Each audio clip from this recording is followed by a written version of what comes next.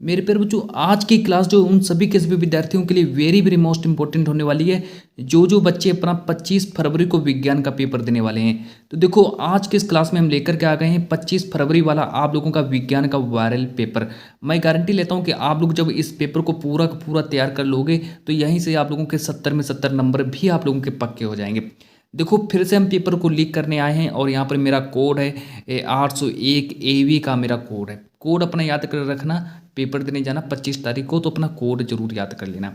यहाँ पर अपना अनुक्रमांक लिखना है, यहाँ पर अपना नाम लिख देना। ये हमारा समय 3 घंटे 15 मिनट का पेपर भी रहने वाला है। अब चलो मैं आगे आप लोगों को पूरा का पूरा पेपर में सॉल्यूशन के साथ बता देता हूँ, ताकि आप लोग जब बोर्ड एग्जाम में बैठो तो सारे प्रश्नों को उत्तर आप लोग आसानी से कर दो। नोट हमारे दिए, प्रारंभ के 15 मिनट परीक्षार्थियों को प्रश्न पत्र पढ़ने के लिए निर्धारित है, मतलब कि शुरुआती के 15 मिनट जो होंगे वो पेपर को पढ़ने के लिए दिए जाएंगे। अच्छा, यहाँ पर निर्देश दिया कि यहाँ पर लिखा है कि प्रश्न पत्र 2 खंडों खंड आ तथा खंड बा में विभाजित रहने वाला है। इसके बाद हमारे सामने और भी कुछ निर्देश दिए गए हैं, इनको भी पढ़ लेते हैं कि यहाँ पर निर्देश नंबर 2 पढ़ेंगे कि खंड आ तथा खंड बा 3 उपभागों जैसे 1 2 3 में विभाजित रहने वाला है। निर्देश नंबर 3 को पढ़ेंगे, प्रश्न पत्र के खंड आ में बहुविकल्पी प्रश्न है जिसमें से सही विकल्प का चुनाव कर OMR उत्तर पत्रक पर नीले अथवा काले बॉल पॉइंट पेन से सही विकल्प वाली गोले को पूर्ण रूप से भरना है। OMR उत्तर पत्रक पर उत्तर देने के पश्चात उसे काटे नहीं तथा इरेजर अथवा व्हाइटनर का प्रयोग नहीं करना। पेपर देने जाओ तो सबसे पहले क्या करना आप लोगों को, जो आप लोगों को OMR सीट जो आप लोगों को दी जाएगी उस पर आप लोगों को इरेजर व्हाइटनर का प्रयोग नहीं करना है ना। अब चलो आगे बात करते हैं। निर्देश नंबर 4 को देखेंगे कि खंड आ में बहुविकल्पी प्रश्न हेतु प्रत्येक प्रश्न के लिए 1 अंक निर्धारित है। जो आप लोगों का खंड आ जो रहने वाला है बहुविकल्पी प्रश्न के लिए, उसमें सारे के सारे प्रश्न जो होंगे 1 नंबर का ही पूछा जाएगा। अब चलो आगे देखते हैं। अब यहाँ से मेरा यहाँ से स्टार्ट हो जाता है खंड बा। खंड बा देखो कह रहा है कि खंड बा में वर्णात्मक प्रश्न है और निर्देश नंबर 6 कहता है कि प्रत्येक प्रश्न के सम्मुख उनके निर्धारित अंक दिए गए हैं। अब निर्देश नंबर 7 कह रहा है कि खंड बा के प्रत्येक उपभाग के सभी प्रश्न एक साथ करना आवश्यक है। प्रत्येक उपभाग नए प्रश्न से प्रारंभ किया जाए, सभी प्रश्न करना अनिवार्य है। चलो इतना मैंने आप लोगों को समझा दिया है। अब मैं यहाँ से स्टार्ट करता हूँ। अब चलो यहाँ से आप लोगों का पेपर स्टार्ट होता है। यहाँ पर लिखा है खंड आ बहुविकल्पी प्रश्न उपभाग 1। देखो सारे के सारे प्रश्नों का अंक उसके सम्मुख अंकित हैं। पहला प्रश्न है मेरा कि उत्तल दर्पण से बनने वाले प्रतिबिंब की प्रकृति कैसी होती है। तो उत्तल दर्पण से बनने वाले प्रतिबिंब की प्रकृति कैसी होती है। ए ऑप्शन दिया है मेरा वास्तविक व सीधा, बी ऑप्शन दिया है आभासी व सीधा, सी ऑप्शन दिया आभासी व उल्टा और डी ऑप्शन दिया वास्तविक व उल्टा। तो इसका राइट आंसर हो जाएगा बी ऑप्शन सही होगा, है ना। तो इसका बी ऑप्शन को सही करेंगे। अब चलो मैं आगे ले चलता हूँ। पूरा पेपर मेरे पैर में जो रियल है और आप लोगों का जरूर पेपर फंसेगा ये वाला, है ना। इसको आप लोग जरूर तैयार करो, पूरा पेपर आप लोगों का रियल पेपर है। अब चलो प्रश्न में दूसरे के बारे में बात करते हैं कि एक उत्तल लेंस की क्षमता 2 डायोप्टर है, इसकी फोकस दूरी कितनी होगी, है ना। तो पेपर में 1 नंबर का प्रश्न आएगा। प्रश्न में 2 कह रहा है कि एक उत्तल लेंस की क्षमता 2 डायोप्टर है और इसकी फोकस दूरी कितनी होगी। तो इसकी फोकस दूरी हमारी 50 सेंटीमीटर होगी, यानी कि इसका बी ऑप्शन सही हो जाएगा। अब चलो बात करते हैं प्रश्न नंबर 3 के बारे में कि मनुष्य के स्वस्थ नेत्र में प्रतिबिंब कहाँ बनता है। मनुष्य के स्वस्थ नेत्र में प्रतिबिंब कहाँ बनता है। ए ऑप्शन दिया रेटिना पर बनता है, बी ऑप्शन दिया रेटिना से आगे बनता है, सी ऑप्शन दिया है रेटिना से पीछे बनता है, डी ऑप्शन दिया अनंत पर बनता है।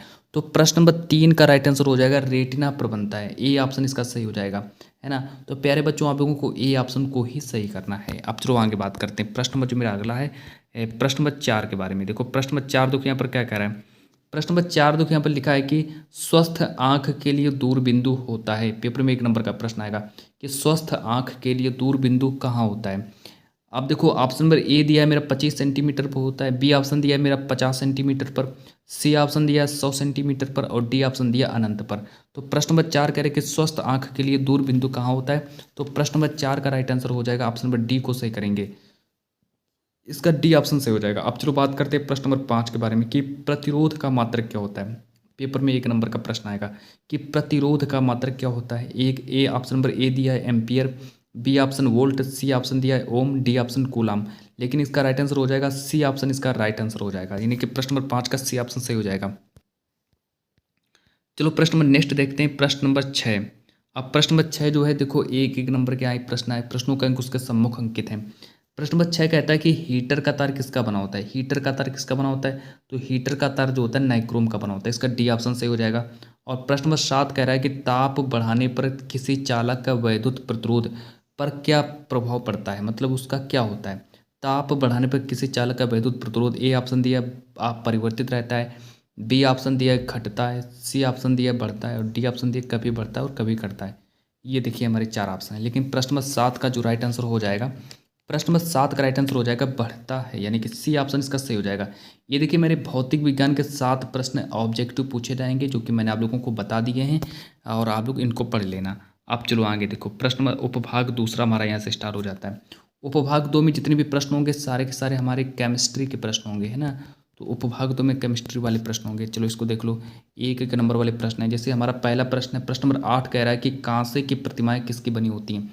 कांसे की जो प्रतिमाएं जो होती हैं किसकी बनी होती हैं। ए ऑप्शन दिया मेरा कापर जिंक की बनी होती हैं, बी ऑप्शन दिया कापर टिन की बनी होती हैं, सी ऑप्शन दिया कापर निकल की बनी होती हैं, डी ऑप्शन दिया कापर आयरन की बनी होती हैं। तो प्रश्न नंबर 8 का जो राइट आंसर हो जाएगा, प्रश्न नंबर 8 का राइट आंसर हो जाएगा कापर टिन की बनी होती है, यानी कि इसका बी ऑप्शन से हो जाएगा कापर टिन की बनी होती है। कांसे की जो प्रतिमाएं जो होती है वो कापर और टिन की बनी होती है ना। तो आप लोगों को बी ऑप्शन को याद रखना है। अब प्रश्न नंबर 9 देखो, यहाँ पर लिखा है कि निम्न में से कौन सी धातु ठंडे जल से हाइड्रोजन गैस निकालती है। प्रश्न नंबर 9 कह रहा है कि निम्न में से कौन सी ऐसी धातु है जो कि ठंडे जल से हाइड्रोजन गैस निकालती है। तो प्रश्न नंबर 9 का देखो राइट आंसर हो जाएगा यहाँ पर पोटेशियम, इसका राइट आंसर हो जाएगा। तो पोटेशियम धातु जो वो क्या करते हैं, ठंडे जल से हाइड्रोजन गैस को निकालती है। तो हमारा पोटेशियम इसका राइट आंसर हो जाएगा। चलो आगे देखो, फिर मैं बात करता हूँ प्रश्न नंबर अगला। देखो मेरा प्रश्न नंबर 10, प्रश्न नंबर 10 देखो यहाँ पर लिखा है कि सोडियम कार्बोनेट का जलीय विलयन कैसा होता है। पेपर में 1 नंबर का प्रश्न आएगा, सोडियम कार्बोनेट का जलीय विलयन कैसा होता है। ए ऑप्शन दिया दुर्बल अम्लीय, बी ऑप्शन दिया उदासीन, सी ऑप्शन दिया क्षारीय, डी ऑप्शन प्रबल अम्लीय। लेकिन प्रश्न नंबर 10 का राइट आंसर हो जाएगा क्षारीय, इसका सी ऑप्शन सही हो जाएगा। तो प्यारे बच्चों आप लोगों को ऑप्शन नंबर सी को सही करना है। अब चलो आगे बात करते हैं प्रश्न नंबर 11 के बारे में कि जल को जीवाणु रहित बनाने के लिए उपयोगी पदार्थ कौन सा है। पेपर में 1 नंबर का प्रश्न ये भी आएगा कि अगर हम जल को जीवाणु रहित करते हैं, मतलब अगर हम जल से जीवाणु को हटाना चाहते हैं तो उसमें हम किस पदार्थ का प्रयोग कर सकते हैं। धावन सोडा दिया है ए ऑप्शन, बी ऑप्शन दिया बेकिंग सोडा, सी ऑप्शन दिया मेरा फिटकरी, डी ऑप्शन दिया विरंजक चूर्ण। ये हमारे 4 ऑप्शन दिए गए हैं। लेकिन प्रश्न नंबर जो मेरा 11 है, प्रश्न नंबर 11 का जो राइट आंसर हो जाएगा यहाँ पर, इसका राइट आंसर हो जाएगा विरंजक चूर्ण, यानी कि डी ऑप्शन इसका सही हो जाएगा। चलो आगे फिर मैं बात करता हूँ प्रश्न नंबर 12 के बारे में। प्रश्न नंबर 12 देखो यहाँ पर लिखा है कि एल्केनों का समान सूत्र क्या होता है। एल्केनों का समान सूत्र क्या होता है। ए ऑप्शन दिया CnH2n+2, बी ऑप्शन दिया CnH2n, सी ऑप्शन दिया CnH2n-4 और डी ऑप्शन दिया C2H4। ये हमारे 4 ऑप्शन। लेकिन प्रश्न नंबर 12 का राइट आंसर हो जाएगा कि एल्केनों का सामान्य सूत्र क्या होता है। तो CnH2n+2, यानी कि ए ऑप्शन इसका सही हो जाएगा, है ना। तो ए ऑप्शन इसका सही हो जाएगा। अब चलो आगे बात करते हैं प्रश्न नंबर 13 के बारे में कि मृदु साबुन बनाने के लिए आवश्यक पदार्थ कौन सा है। मृदु साबुन हम अब किस से बना सकते हैं और मृदु साबुन बनाने के लिए आवश्यक पदार्थ कौन सा हो जाएगा। तो चलिए भाई इसके 4 ऑप्शन देखते हैं। ए ऑप्शन दिया मेरा धावन सोडा, बी ऑप्शन दिया कास्टिक पोटास, सी ऑप्शन दिया कास्टिक सोडा, डी ऑप्शन दिया खाने वाला सोडा। अब अगर हम प्रश्न नंबर 13 के आंसर के बारे में बात करें तो प्रश्न नंबर 13 का राइट आंसर कौन सा हो जाएगा। प्रश्न नंबर 13 का राइट आंसर हो जाएगा कास्टिक पोटास, बी ऑप्शन इसका सही करेंगे। अब चलो आगे बात करते हैं। यहाँ से अब आप लोगों का उपभाग नंबर 3 स्टार्ट हो जाता है। उपभाग 3 देखो यहाँ से स्टार्ट होता है कि स्तनधारियों के लार में कौन सा एंजाइम पाया जाता है। पेपर में 1 नंबर का प्रश्न आएगा।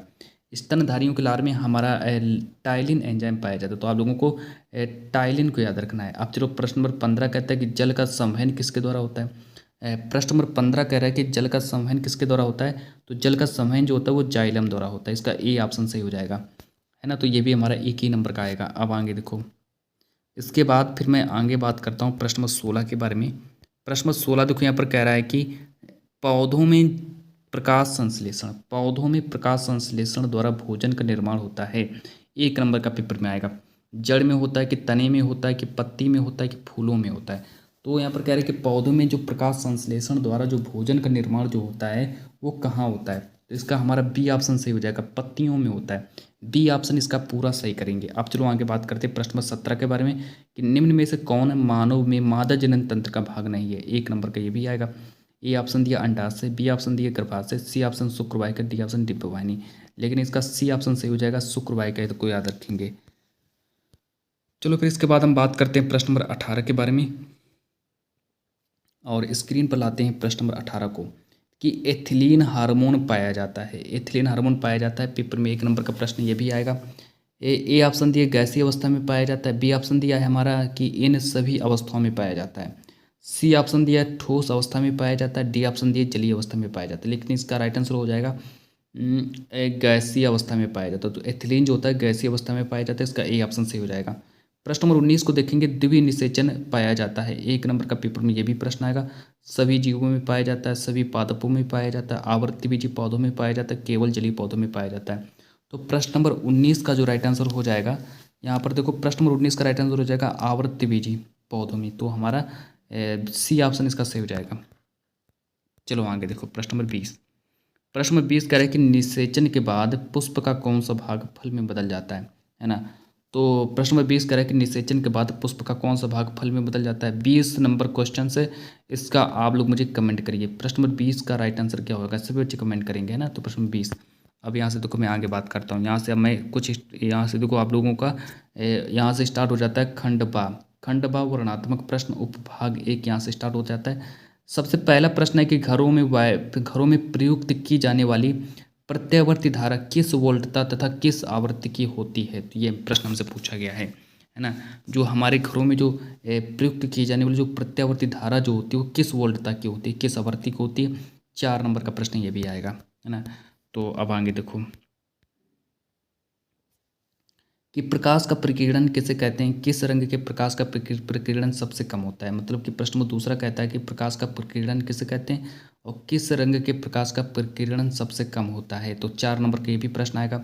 अब प्रश्न नंबर 3 कह रहा है कि निकट दृष्टि दोष क्या है, इसके निवारण के लिए किस लेंस का प्रयोग करना होगा। तो ये भी हमारा देखो तीसरा प्रश्न है, ये भी हमारा 4 ही नंबर का आएगा। प्रश्न नंबर चौथा कहता है कि अवतल दर्पण द्वारा वस्तु का आवर्धित प्रतिबिंब बनाने का किरण आरेख बनाइए। तो ये हमारा भी 6 नंबर का आएगा। अगर आप लोगों को इसका उत्तर नहीं याद है तो एक और प्रश्न दिया गया है कि एक अथवा वाला देख लो। यहाँ पर लिखा है कि 15 सेंटीमीटर फोकस दूरी का कोई अवतल लेंस किसी बिंब का प्रतिबिंब लेंस से 10 सेंटीमीटर दूरी पर बनाता है।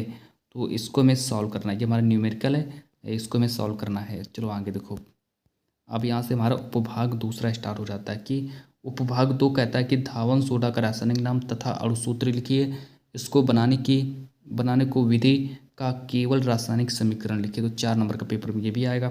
प्रश्न नंबर 6 कहता है कि एक उदाहरण देते हुए संचारण की व्याख्या कीजिए तथा संचारण से सुरक्षा के उपायों को भी लिखना है ना। तो ये हमारे 4 ही नंबर का पेपर में आएगा। अब प्रश्न नंबर 7 कह रहा है कि मिसल क्या है, उदाहरण द्वारा समझाइए।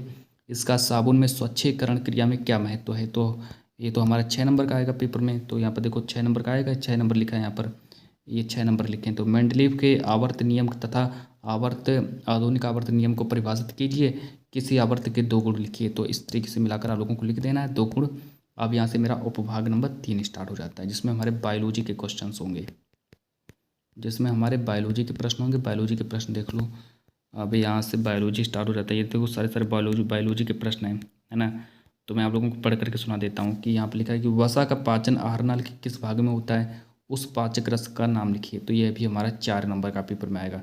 प्रश्न 9 कह रहा है कि अनैच्छिक क्रियाओं तथा प्रतिवर्ती क्रियाएं एक दूसरे से किस प्रकार भिन्न हैं।